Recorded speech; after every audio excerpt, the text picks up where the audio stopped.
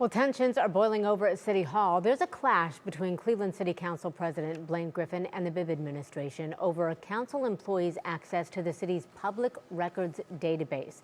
Now, the administration accuses the employee of overstepping. Griffin calls it an effort to undercut council's power. Danielle Wiggins was at today's dueling press conferences now and explains what this fight means for Cleveland residents. Two sides, one clash, with Cleveland residents potentially getting caught in the middle.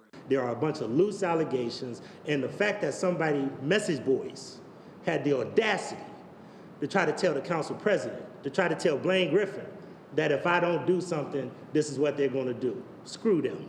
Articulation was, hey, we are going to refer this to an outside counsel for review. It's ultimately going to be up to them to make that, that determination. So if they interpret that as a threat, that's on them. The dispute between City Council and Mayor Bibb's administration became public thanks to this letter from Council President Blaine Griffin.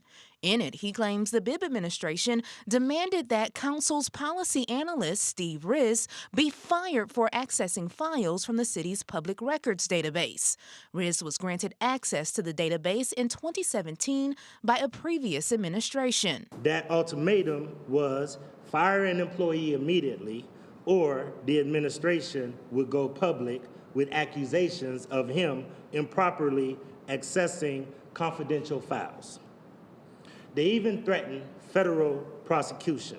The Bibb administration denies making threats. Spokesperson Tyler Sinclair says Riz has downloaded more than 2,000 files since 2022, including unredacted records with Social Security numbers, health data, and crime victim information. He says the Ohio Attorney General has already ruled council should not have that access. He was finding additional ways to get around the security tags and the those types of initial guardrails that were in place. He's a person who is a smart guy, a person who, quite frankly, it looks like figured out the system better than they did.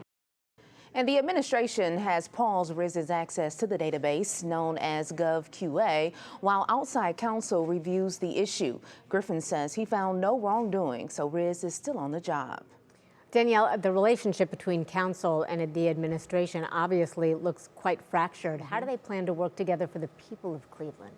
Well, Christy, I asked Council President Griffin how this disagreement will impact residents if council and the administration can't get along. Here's what he said.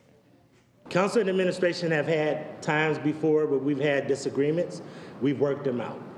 Council and the administration is going to have a natural tension.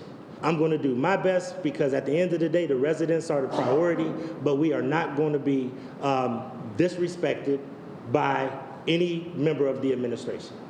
Now back to the issue at hand. According to the administration, Riz only downloaded 13 files the year prior to the Bibb administration taking office. That number is now at 950 this year to date. And so far, there is no evidence that Riz leaked any files or used them for anything other than his work with council. All right, Danielle, great job breaking all that down for us. Thank you.